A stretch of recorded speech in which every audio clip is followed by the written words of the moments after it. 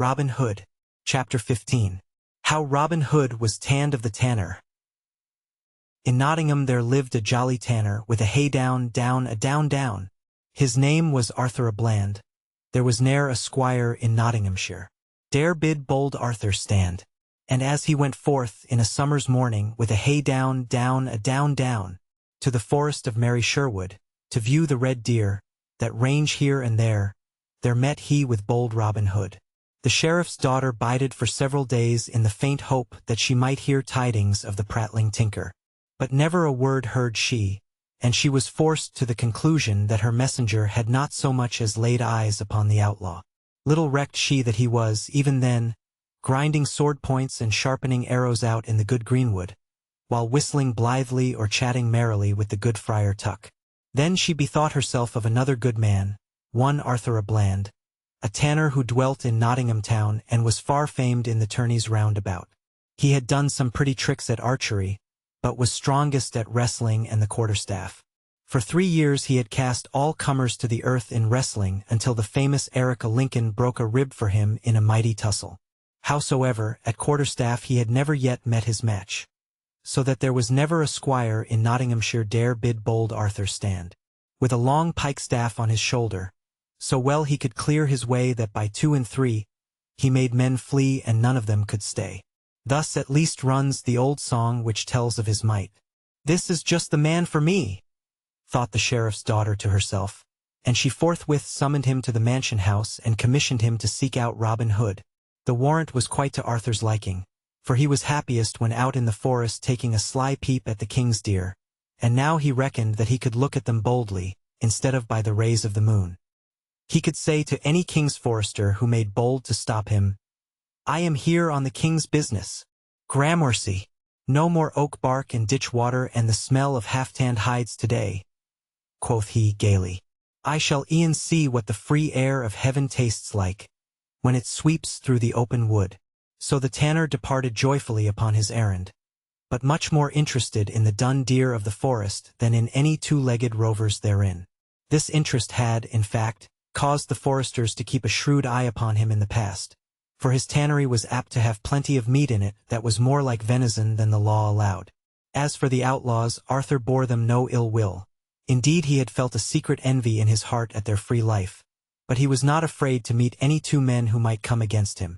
Nathless, the sheriff's daughter did not choose a very good messenger, as you shall presently see.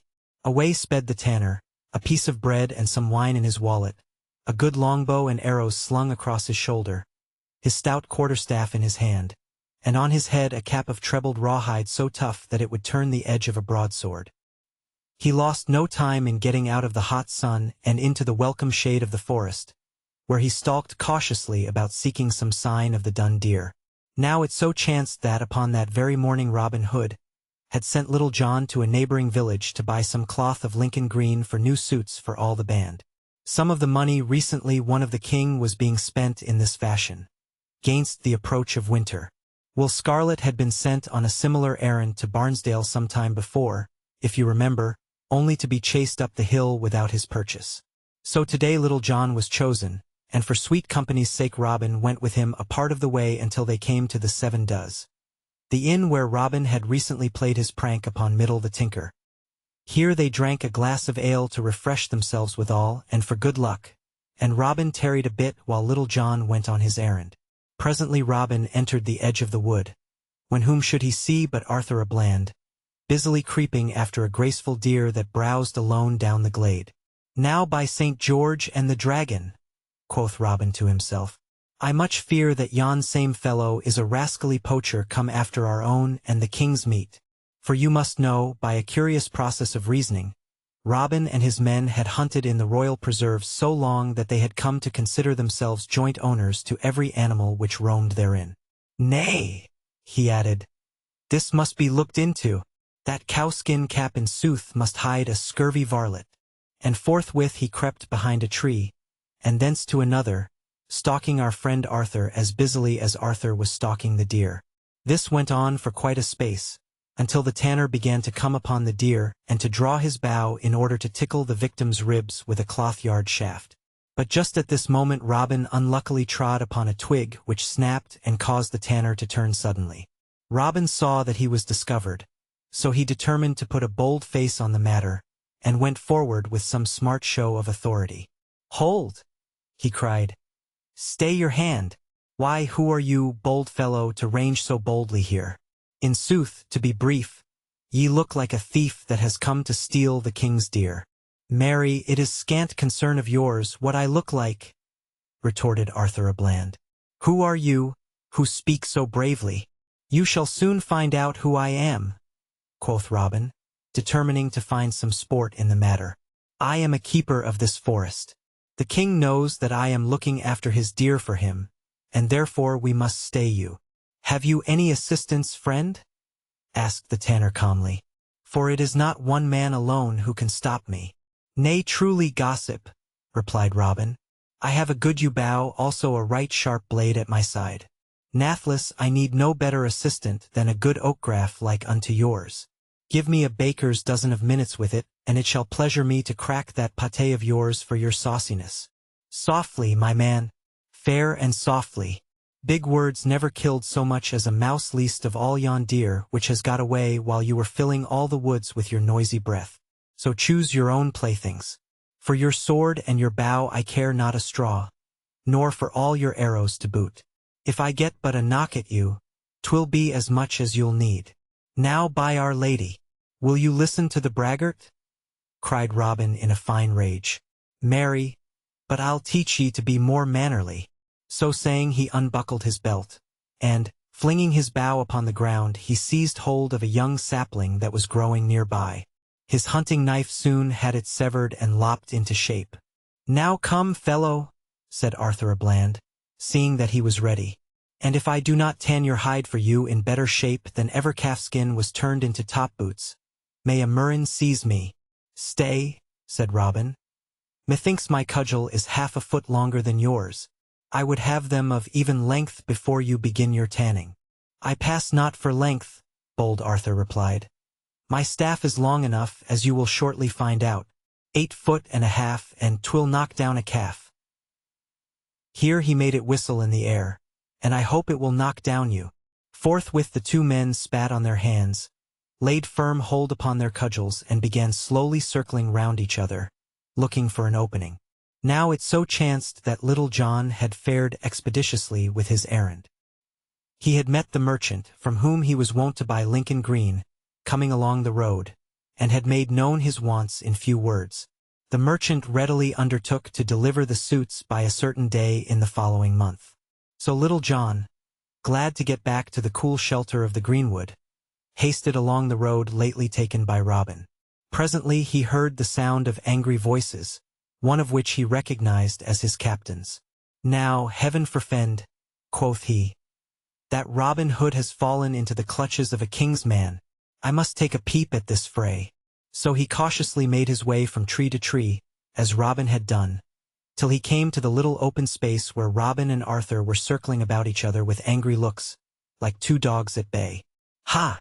This looks interesting," muttered Little John to himself, for he loved a good quarterstaff bout above anything else in the world, and was the best man at it in all the greenwood. And he crawled quietly underneath a friendly bush much as he had done when Robin undertook to teach Will Scarlet a lesson, and chuckled softly to himself and slapped his thigh and prepared to watch the fight at his ease. Indeed, it was both exciting and laughable.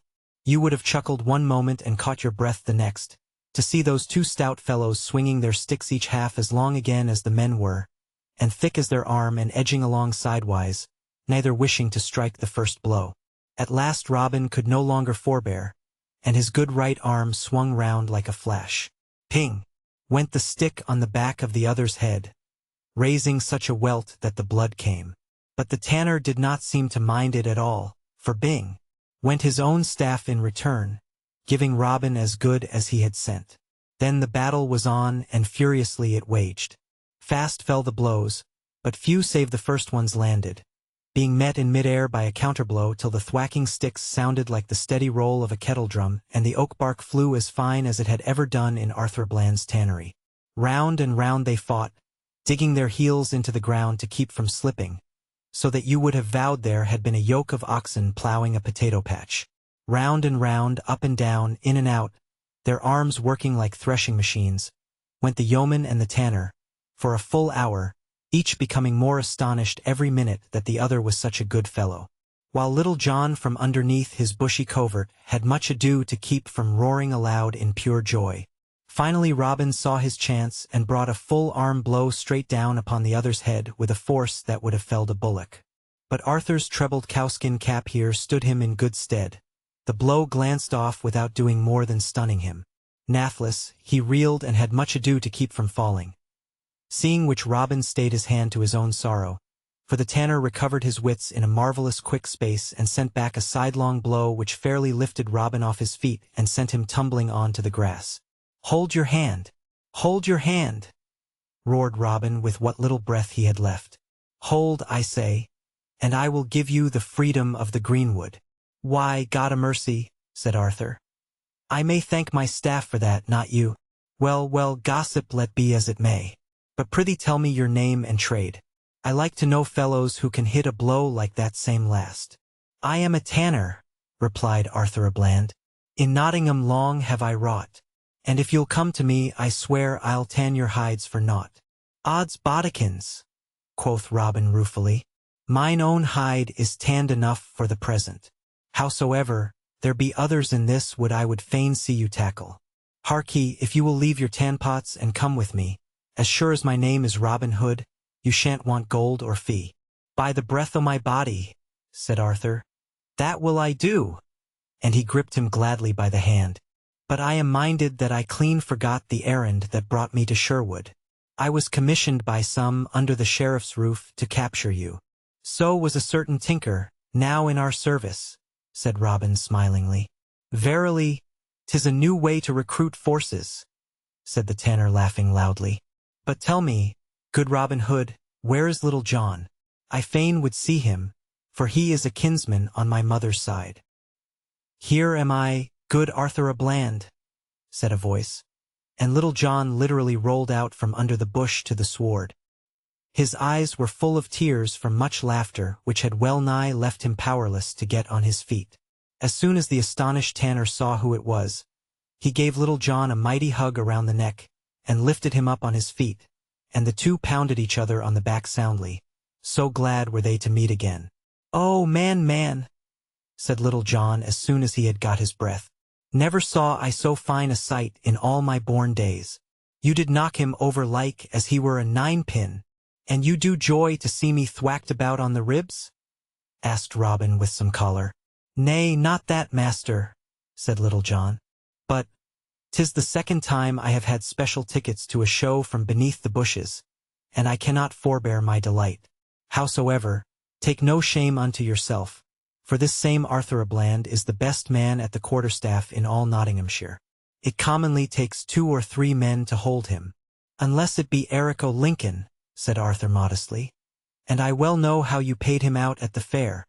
"Say no more," said Robin springing to his feet, "for well I know that I have done good business this day, and a few bruises are easy payment for the stout cudgel I am getting into the band. Your hand again, good Arthur a Bland. Come, let us after the deer of which I spoiled your stalking." "Righty gladly," quoth Arthur. "Come, cousin little John, away with vats and tanbark and vile-smelling cowhides. I'll follow you too in the sweet open air to the very ends of earth."